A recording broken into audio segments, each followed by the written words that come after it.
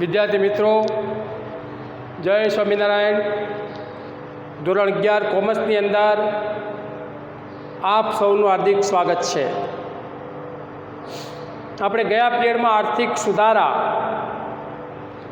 1991થી આર્થિક સુધારાનો યુગ શરૂ થયો, જેમાં ઉદારીકરણ, ખાનગીકરણ અને વૈશ્વિકીકરણની પ્રક્રિયા હાથ ધરવામાં આવી. તો આર્થિક સુધારામાં 3 બાબતો હતી. આજે આપણે જોયું છે ભાઈ, ભારતમાં વિદેશી મૂડીરોકાણ, વૈશ્વિકીકરણની પ્રક્રિયા એટલે કે ભારતની નીતિને એક વિદેશ નીતિનો ભાગ બનાવવાની નીતિ, કે જેમાં પ્રત્યક્ષ મૂડીરોકાણ એક અગત્યનું પગલું ગણાવ્યું. ભારતની નિયંત્રિત અર્થવ્યવસ્થાની અંદર રાજ્ય જ દેશની નાણાકીય જરૂરિયાતો જેવી કે ઉદ્યોગોની સ્થાપના કરવા માટે મૂડીરોકાણ, ચીજવસ્તુ સેવાઓ કે ટેકનોલોજીની આયાત માટે વિદેશી ઊંડિયામણની જરૂરિયાત માટે વિદેશી સંસ્થાઓ કે વ્યક્તિઓ પાસેથી મદદ લેતી હતી. કારણ કે વિદેશી રોકાણ ઉપર નિયંત્રણો હતા, પણ 1991 પછી રાજ્યે આર્થિક કાયદાઓની અંદર ફેરફાર કરી એના ઉપર નિયંત્રણો હળવા કર્યા. એટલે કે વિદેશી ઉદ્યોગોને કોઈ પણ દેશની અંદર રોકાણ કરવા માટેની છૂટ આપી. કે ભાઈ આજે ભારતમાં ઘણી બધી વિદેશી કંપનીઓ આવી અને મૂડીરોકાણ કર્યું છે, ઉદ્યોગો સ્થાપ્યા છે. તો વિદેશી મૂડીરોકાણના જે પ્રકારો છે એ 2 છે. વિદેશી સંસ્થાકીય મૂડીરોકાણ, કે જ્યારે વિદેશી રોકાણ કરતાં વસ્તુ કે સેવાના ઉત્પાદનમાં ફેક્ટરી કે ધંધાની સ્થાપના કરવાને બદલે દેશના નાણાં બજાર અને મૂડી બજારમાં શેર કે બોન્ડની ખરીદી કરીને રોકાણ કરે છે, એને આપણે વિદેશી સંસ્થાગત રોકાણ ગણવામાં આવે છે. આવી કંપનીઓ વિદેશી સંસ્થાગત રોકાણ કરતા તરીકેને રજિસ્ટ્રેશન કરાવવું જરૂરી બને છે. ભારત સરકાર દ્વારા નિર્ધારિત કરેલી માત્રામાં આવા રોકાણો કરી શકાય છે, એના માટેની મર્યાદાઓ છે. તો આજે મોટાભાગે રોકાણો વિદેશી બેન્કો, વીમા કંપનીઓ, મ્યુચ્યુઅલ ફંડની અંદર કંપની દ્વારા થતા હોય છે. ઝડપથી શેર બજારમાં નાણું ઠાલવે છે એટલું ઝડપથી પાછું પણ ખેંચી શકે છે. એટલે કેટલીક વાર અર્થતંત્રની અંદર અસ્થિરતાનું પ્રમાણ પણ સર્જાય છે.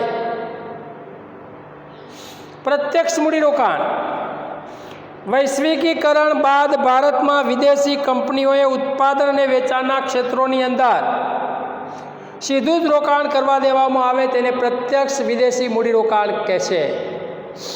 જ્યારે વિદેશી વ્યક્તિ, સંસ્થા કે કંપનીઓને દેશના અર્થતંત્રમાં વસ્તુ કે સેવાના ઉત્પાદન કે વેચાણના ક્ષેત્રોની અંદર સીધું જ મૂડીરોકાણ કરે છે, એને આપણે પ્રત્યક્ષ વિદેશી મૂડીરોકાણ કહેવાય છે. અહીં કંપની, ફેક્ટરી કે ઉદ્યોગ ધંધાની તેઓ પોતે સ્થાપના કરે છે, સીધી ભાગીદારી કરે છે અને સંચાલનની અંદર તે કાબુ મેળવે છે. તો આ પ્રત્યક્ષ વિદેશી મૂડીરોકાણ. તો પ્રત્યક્ષ વિદેશી મૂડીરોકાણનું જે સ્વરૂપ છે એ અલગ છે, કે જેની અંદર સંસ્થાગત રોકાણના સ્વરૂપના હોય છે, સીધા મૂડીરોકાણના સ્વરૂપે હોવાથી તે વધુ સ્થિર રોકાણ ગણાય છે.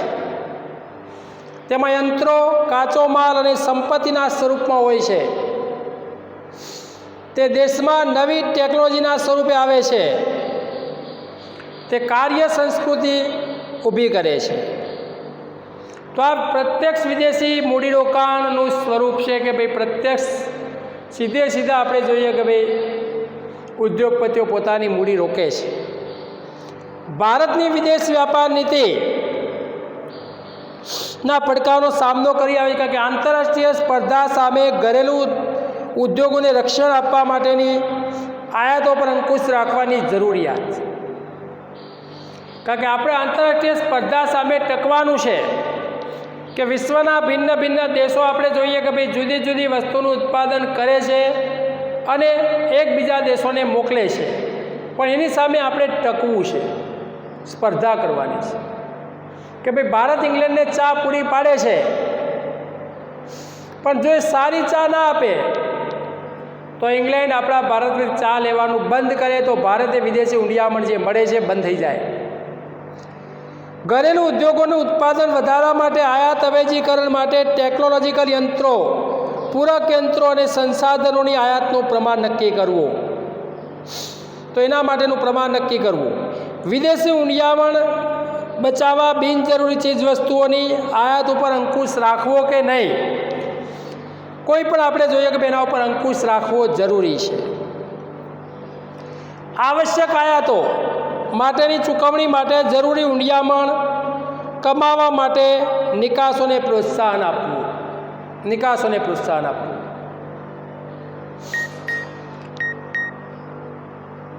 ઘણી બધી ભારતીય વસ્તુઓ ગુણવત્તાના પ્રત્યે આંતરરાષ્ટ્રીય વ્યાપારમાં ટકી શકતા નથી, તો વિદેશ નીતિ માટેના પ્રશ્નનો ઉકેલ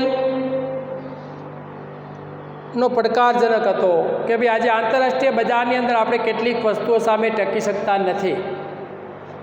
મેડ ઇન જાપાન હોય તો એની ટેકનોલોજી આપણા ભારત કરતાં ઊંચી છે, તો મેડ ઇન ઇન્ડિયા કરતાં લોકો મેડ ઇન જાપાનની પસંદગી વધારે કરે છે. મેડ ઇન ચાઇના, આજે જોઈએ કે ભાઈ ચાઇનાનો માલ અલગ અલગ પ્રકારની અંદર અલગ અલગ પ્રકારની વસ્તુઓ, રમકડા, ઘણી બધી વસ્તુઓ આવે છે ચાઇનાની, પણ એ નો ગેરંટી નો વોરંટી.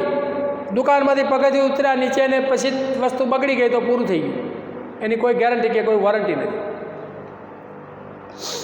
પણ કેટલાક દેશોની ટેકનોલોજી પ્રગતિ ઊંચી છે કે ભાઈ આજે વિશ્વના કેટલાક દેશો ટેકનોલોજીકલ પ્રગતિમાં જાપાન સૌથી આગળ છે. વિદેશ નીતિના ઘડતરની અંદર રોજગારીના વ્યાપક આધાર સમાન નાના અને ગૃહ ઉદ્યોગોના ઉત્પાદન તથા વિકાસને પ્રોત્સાહન આપવું. આંતરરાષ્ટ્રીય વ્યાપારમાં વિદેશી ઊંડિયામણની જરૂરિયાત ઊભી થાય છે, તેથી આંતરરાષ્ટ્રીય વ્યાપારની સમસ્યાઓ આંતરિક વ્યાપારની સમસ્યાઓ કરતાં જુદી હોય છે.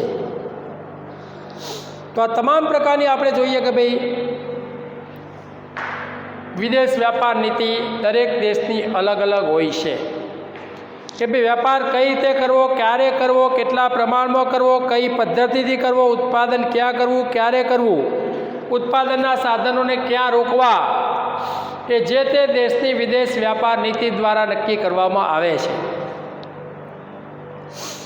ભારતમાં વિદેશી વ્યાપાર નીતિના જે તબક્કાઓ છે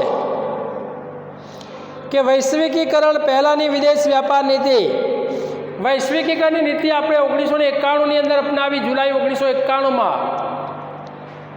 એ પહેલાં આપણી વિદેશ વ્યાપાર નીતિ કેવી હતી? સ્વતંત્રતા બાદ શરૂઆતના વર્ષોમાં વહીવટી, આર્થિક, રાજકીય માળખાની ગોઠવણ થતા દેશ વિદેશી શાસનમાંથી મુક્ત થયો હતો, પણ વિદેશી વસ્તુ, વિદેશ વ્યાપાર અને વિદેશી કંપની સામે માનસિક વિરોધ હતો. આ ગાળામાં આયાત ઉપર અંકુશ હતા અને નિકાસો ખૂબ ઓછી હતી.